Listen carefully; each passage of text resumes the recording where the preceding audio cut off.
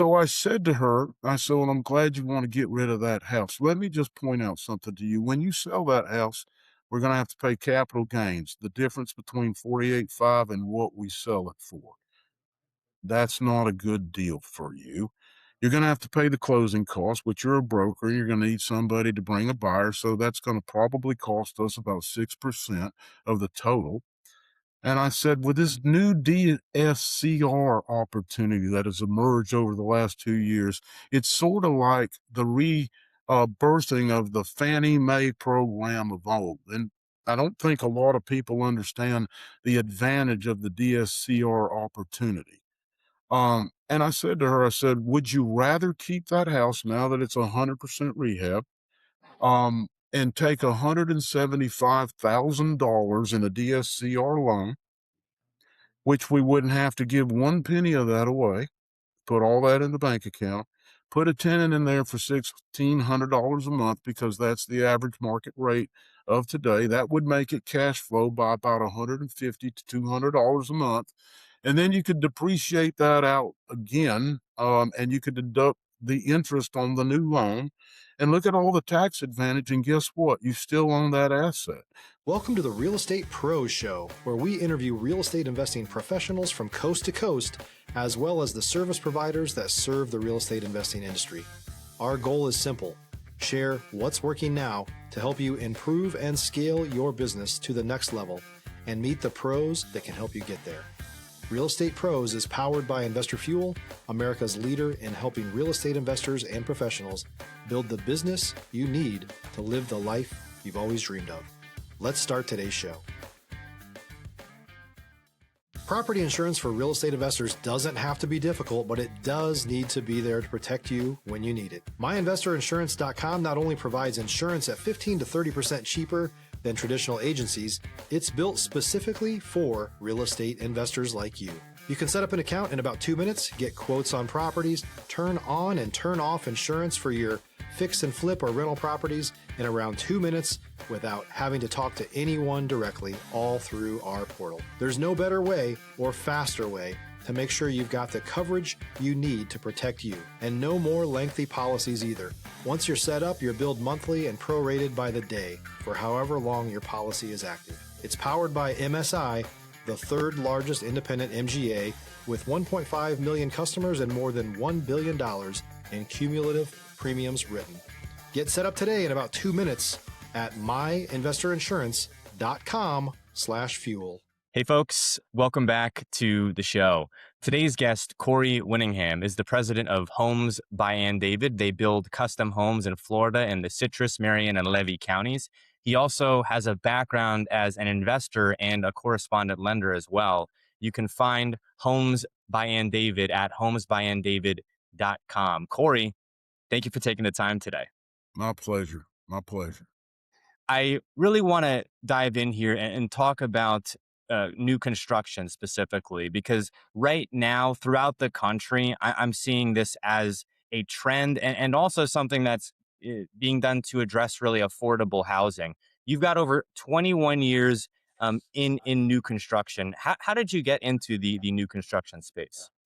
Well, I got into new construction when I couldn't find the deals anymore to buy that made sense.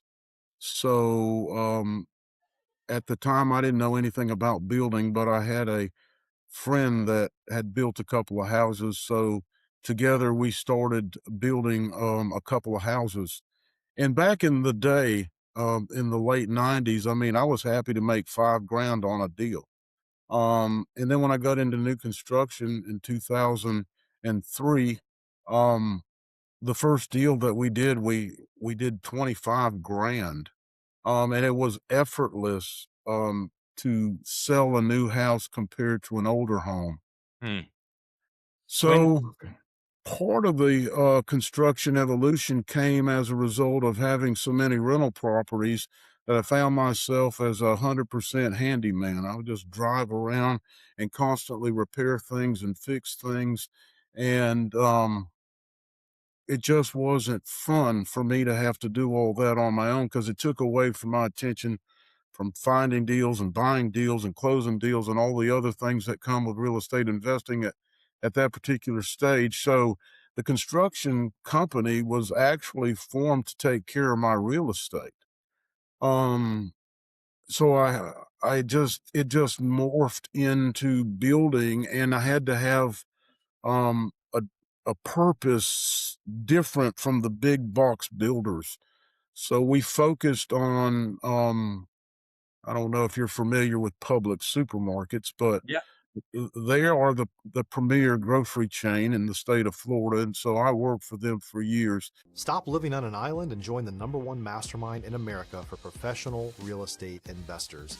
Investor Fuel is a community of hundreds of the nation's top investors working together to build stronger businesses and better lives.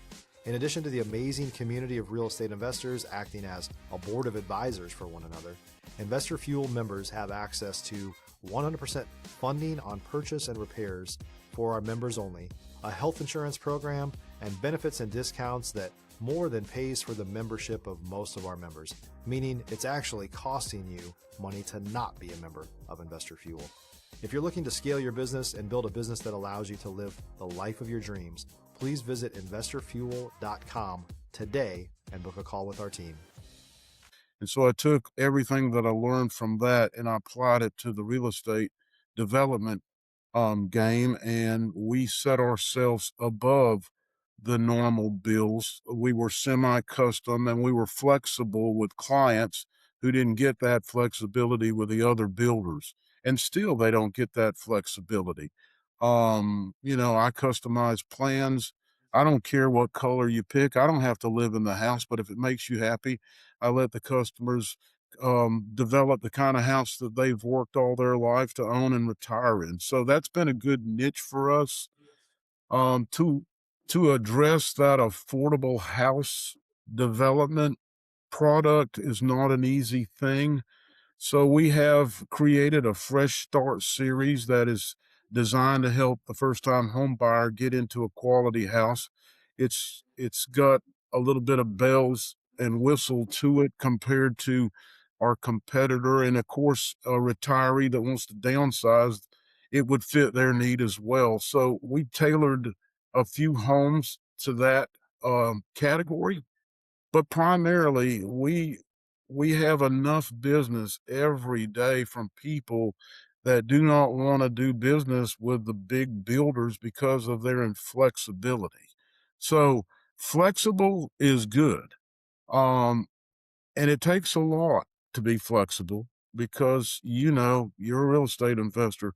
Sometimes it's challenging with different personalities and people expectations are sometimes hard to figure out, but we do everything we can to meet the expectations. And the word of mouth has just been good for us. And that's why I came today, primarily to get some exposure out there.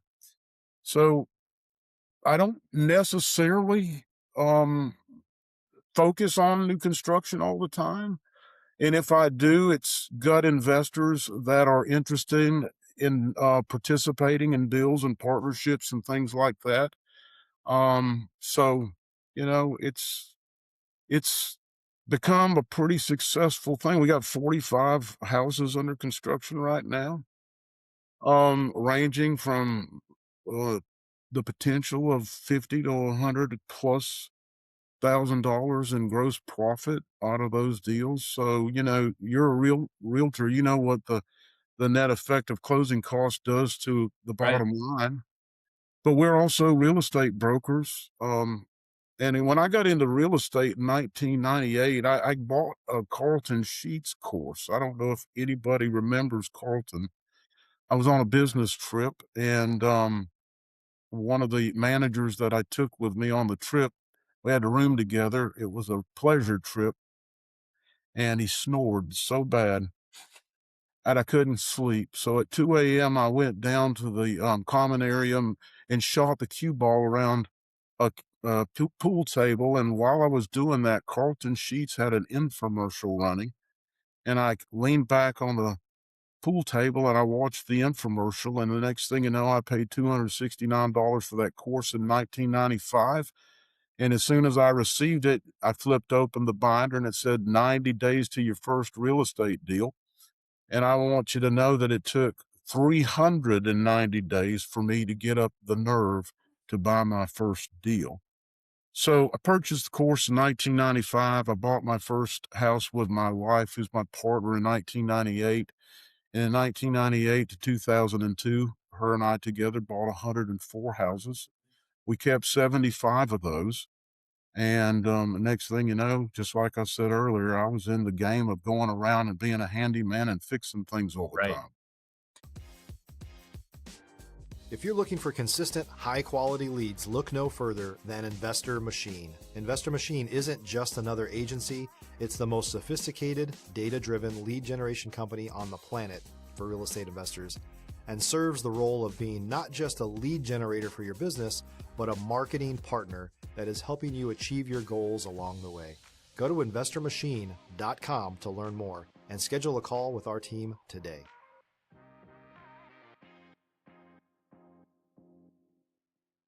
Now, when we talk specifically about new construction, right?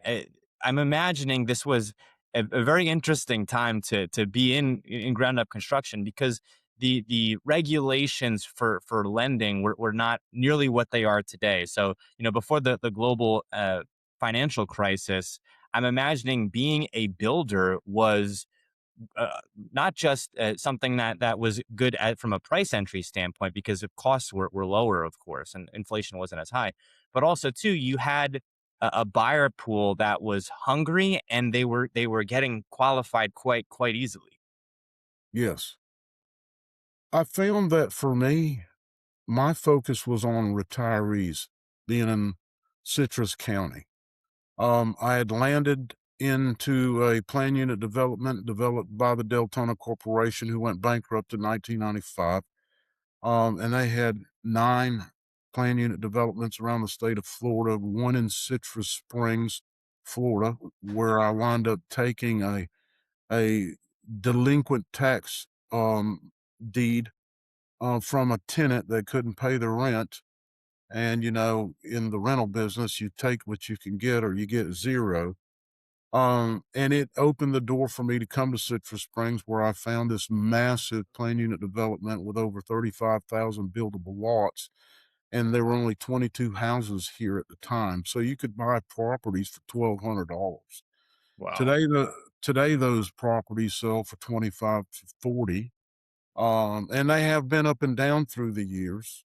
We're famous for that notorious Sky Development episode from 2004, where we still got a fugitive at large that sold lots multiple times to different people. So you had 4 or 5 people that owned the same lot. But here now in the state of Florida, since then, we've had a lot of exposure to the area, and it's just made for a tremendous opportunity. But speculation building is very good, and custom building is very good. Um, One of the What? things that was challenging was, where do you get the money to do it? Right. And I'm sure you're going to want to ask some questions about that. Money has always been the key to everything. I mean, that's a biblical verse found in Ecclesiastes, of course. Money answers all things. The wisest man outside of Christ wrote those words, and I don't know why we don't heed them. We also understand that knowledge is power, and we don't know what we don't know. So educating yourself in all categories of real estate just makes, in my opinion, a better investor. I want That to I want to ask you specifically about the lending portion of it, because I know you got a background as a correspondent lender, and from my lens as both a realtor and then someone who's worked a lot with investors, people like the idea of becoming a homeowner, of investing, of participating in real estate. But really, the lending portion of it is the most important part of every deal. Like, as a realtor, I can't even start until someone's pre-approved, right? And then if you're looking to do a flip, you're not going to be able to, make any headway at all unless you have some type of funding source, whether that's hard money or investors or what have you. Uh, in With your background as a correspondent lender, did you have experience working in one specific segment? Was this fix and flip? Was this buy and hold? And then also second to that, today when folks are looking at getting into to real estate investing, do you think that having either a relationship with a lender or on really understanding just lending in general is key to your success, or is that something that you can learn along the way? If you're a new or newer real estate investor looking to launch or grow your real estate investing business, please check out Investor Fuel Club. It's a coaching community, but unlike anything you've ever seen before. And you can actually partner with members of our mastermind from coast to coast on deals right in your market. There's no better opportunity to build a consistent business than to literally partner with pros to help you avoid costly mistakes, avoid the need for capital to do deals, and help you eliminate your fears as you're starting your business. Learn more about Investor Fuel Club at investorfuel.com/club. So again, when I got into real estate, I didn't understand the money part of it. And I tried to do the no money down deals that we read so much about in my time. I tried to find the motivated sellers. I tried to do what so many are marketing in their materials. And you didn't find a lot of that. So one of the things that I did is I had to understand how to get money.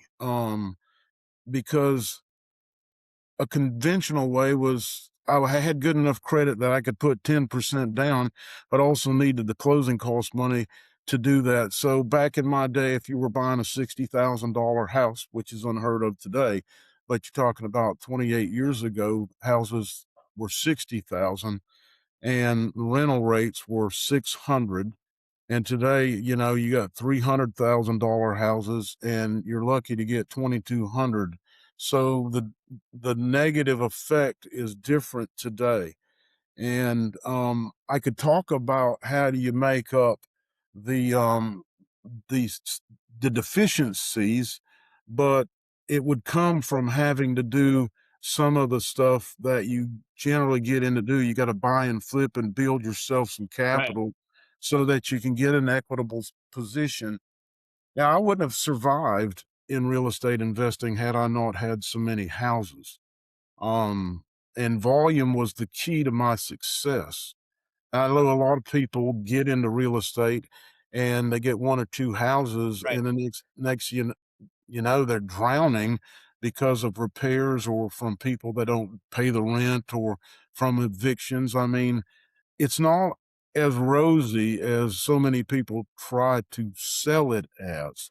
You've got to have a strategy for everything. But in my time, Fannie Mae would give you an uncapped amount of mortgages as long as you qualified for those. And we did. My wife was the first to go into the lending pool, and she was able to get 34 Fannie Mae mortgages before 2002 when they changed it from uncapped to, I think, 10, and she had passed that benchmark, so I took 10. And my mother, God rest her soul, she came to me, she said, "I don't know how to help you." I said, "Mom, let me borrow your credit."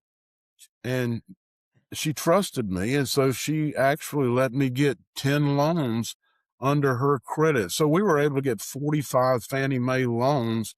And then, of course, they readjusted it again down to 5. And then when we went through the bad times from 2008 to 2018, you couldn't hardly get a loan Right. from anywhere unless you had some history, you had a strategy, you had cash flow, and you knew people. Now, let me backtrack. Shortly after about 6 houses, before I discovered the Fannie Mae opportunity, I had to find a hard money lender. And I didn't know what a hard money lender was. But there was a real estate broker on a Saturday that I ran into because I always used to ride and look at houses. It was just something I enjoyed doing. Came up on a HUD foreclosure. There was an old man in the door standing there, and he had a suit on, and he said, "Hi, I'm Mr. Magic." Now, he called himself Mr. Magic because he lived in Orlando and he loved the Orlando Magic. So he took on the Mr. Magic name, got to know him, and he said, "Tell me what you want to do." And I began to tell him that I wanted to buy real estate, and he asked me, did I have a hard money lender? And I said I didn't even know what a hard money lender was. So he explained it to me, set up an interview, and in one of the stores that I supervised, I met two guys. I thought I was meeting the mafia, to be honest with you. They come in with black suits on and briefcases, and they didn't say much.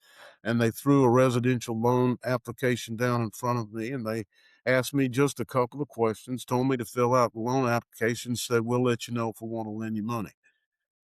It took about a week. I got a call from a guy named Bill Barksdale, who was one of those individuals. He says, "Me and Harvey will lend you money on your first deal." And it just so happened that I put an ad in the Orlando Sentinel that said, "We buy houses cash." Now, I didn't have no cash, but I had Bill Barksdale.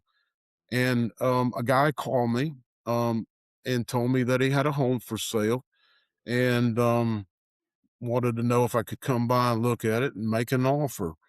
And I did. I went by that evening after work. He was patient enough to let me get through my day. And I went out there and man, I didn't even have a contract. So I looked like a I looked like a novice. I really didn't know what I was doing, but the guy was patient with me. He said, "Well, let's come up with a deal, you and me, because I need to move to North Carolina." I didn't even have a contract, so I had a brown paper bag, and I ripped out a piece of that bag, and I wrote up an offer to buy his property, and then I took that paper to the title company, and they closed the deal off of writing it up on a brown paper bag.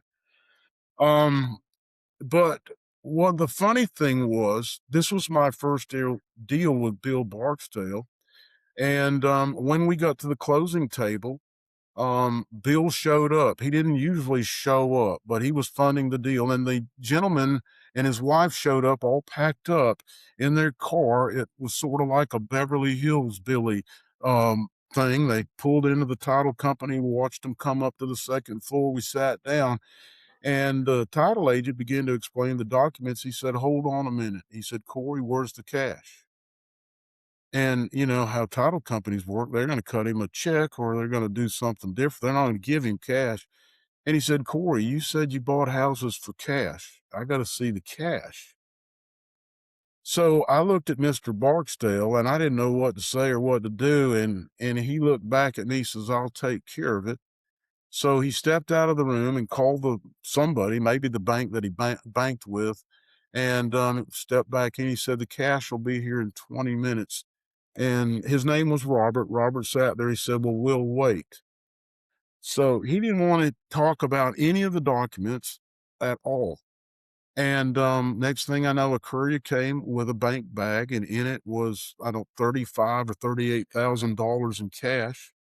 And he counted every bit of it right there, zipped up the bag. He says, "Where do I sign?" He signed the deal and he got up. He says, "You're a great man to do business with. I appreciate the cash." He left, and I looked at Mr. Barksdale, and out of all the hundreds of deals that he did, he said that was a first for him.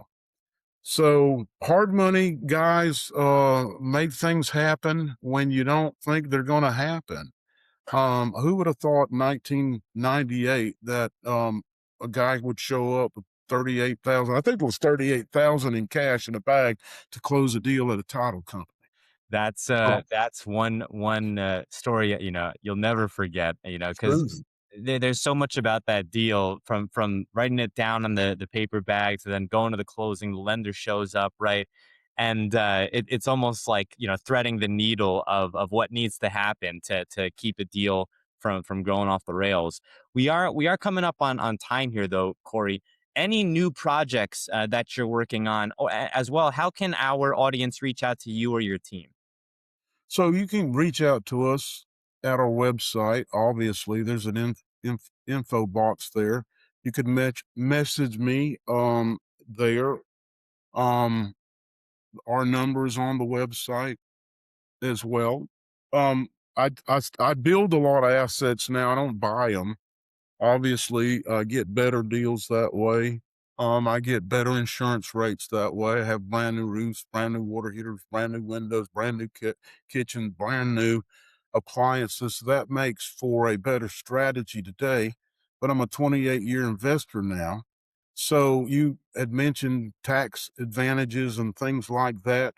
Um, I mean, we talk about creating an investor series because I've heard so many people talk about so many different things, and I'll be honest with you, half of it is not true.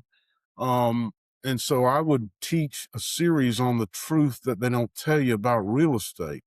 Um, but how do you pack all that in this little um podcast? You gotta highlight what you can highlight for the few minutes that we have here.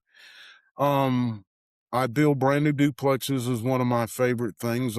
I build them for investors and I build them to hold. We could talk about doors and how doors work, triplexes, fourplexes, and get into multifamily 5 and up. But you find that you get past 2 units into 3 in some building municipalities require sprinkler systems and things that make the bills a little bit more costly. So we look at that. We try to maximize what a person has to invest. Some people come in here, they just want to cash out of deals. But again, we try to attract people that understand that these are hard money assets. They're not like the stock market assets. You get, something that's real, something that's tangible. And I've got an oil guy out of Texas, man. He just doesn't worry about it. He just builds one, he waits to sell, takes the money, and whatever he makes, he leaves with me to keep building more houses with. My cousin does 1031 tax exchanges into real estate with me, so we partner that way. And how that works is he sells real estate instead of touching the money. His facilitator works within the window of time, which is usually 120 days. So I generally have a house designated for that, so that we can meet that 120-day window. Because if I go 1 day out of it, then he's paying taxes on that money, and all I have to do is get it CO'd in order for that to be a viable transaction for him. And then he takes the profit out of that and he keeps it in his 1031 strategy, and we just keep building and investing his money. He does the the people that I deal with have different expectations on their returns. Some want money, some do want to keep going, some want to own assets. I've always been a guy that thinks that if you're in the real estate game, the best path to being a multimillionaire is owning the real estate, not flipping the real estate. A lot of people flip and they talk about how much money they make, but once you turn something liquid, it evaporates. Right. I just want to acquire and hold. Let me give you an example, just so that my wife wanted to flip the second house that we bought in '98. So it we paid 48,500 for this house. It was a 2 bedroom, 2 bath, 1 car garage, and we've depreciated it out. We've done all kinds of things to make it a tax benefit to us. And now, after 28 years, she wants to sell it. So I rehabbed it from top to bottom. That means everything from a new roof to a new kitchen to new bathrooms to new windows to new garage doors to new exterior doors to new screen porch to new gutters to new AC. You name it, I rehabbed that entire property for $35,000. So there was no debt on it. And so she's ready to list it as a real estate broker at 250, 249.9. So over 20, what is that? You can figure the markup. So I said to her, I said, well, I'm glad you want to get rid of that house. Let me just point out something to you. When you sell that house, we're going to have to pay capital gains, the difference between 48.5 and what we sell it for. That's not a good deal for you. You're going to have to pay the closing costs, which you're a broker. You're going to need somebody to bring a buyer. So that's going to probably cost us about 6% of the total. And I said, with this new DSCR opportunity that has emerged over the last 2 years, it's sort of like the birthing of the Fannie Mae program of old. And I don't think a lot of people understand the advantage of the DSCR opportunity. And I said to her, I said, would you rather keep that house now that it's 100% rehab, and take $175,000 in a DSCR loan, which we wouldn't have to give one penny of that away, put all that in the bank account, put a tenant in there for $1,600 a month because that's the average market rate of today. That would make it cash flow by about $150 to $200 a month. And then you could depreciate that out again, and you could deduct the interest on the new loan and look at all the tax advantage. And guess what? You still own that asset. So while a tenant buys down that new DSCR loan, and I'm 65, so I don't know how much longer I'm going to be in the game, but just think if I kept that house another 10 years, look at the equitable position that I would gain yet again, and look at what I would lose if I sold it. So the releveraging and the repositioning of assets needs to be part of the conversation for really detailed investors, in my opinion, because we let a lot of our future go away. Now, I I can't begin to talk about landlord tenant challenges, but with volume, a lot of that is easy. Without volume, a lot of that is hard, especially if you don't react in a timely manner to people that don't pay the rent. Yeah. I've seen some guys go 6 months and lose 6 months worth of revenue because they buy in to the stories from people that are just trying to find a way to get another week out of you. And I hate to be critical because there are people that need help, and we do look at those, and we have helped lots of people.